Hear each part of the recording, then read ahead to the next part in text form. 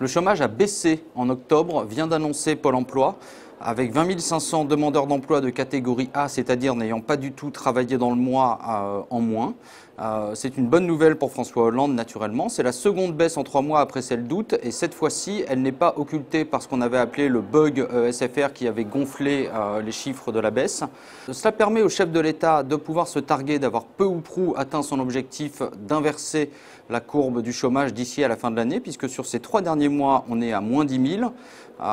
C'est un rythme évidemment que la France n'avait plus connu depuis plusieurs années. Pour autant, il est encore bien trop tôt pour crier victoire, ce que se garde de faire aussi bien Michel Sapin que François Hollande. Pourquoi est-ce qu'il ne faut pas crier victoire? Il ne faut pas crier victoire tout d'abord parce que même cette baisse mensuelle, elle est à relativiser. Si on inclut les chômeurs qui ont partiellement travaillé dans le mois, les catégories B et C, on reste sur une hausse qui plus est marquée, avec plus 40 000 en tout.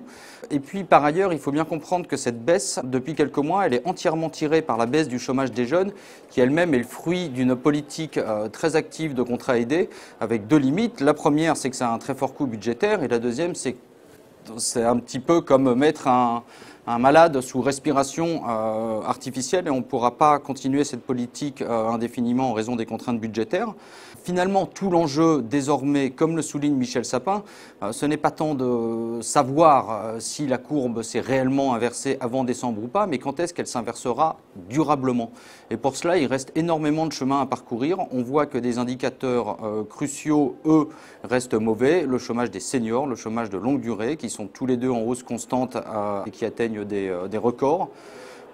Et puis surtout, il y a le problème de la croissance. Pour arriver à faire durablement reculer le chômage, la France a besoin d'1,5% de croissance, expliquent les économistes. C'est ce qu'il faut pour qu'on puisse en même temps absorber toute l'évolution de la population active et qu'il reste quand même assez d'emplois créés pour faire diminuer le chômage. Cet objectif de 1,5% de croissance, il est à comparer aux 0,9% qui sont anticipés par les économistes et par Bercy pour 2014 en France.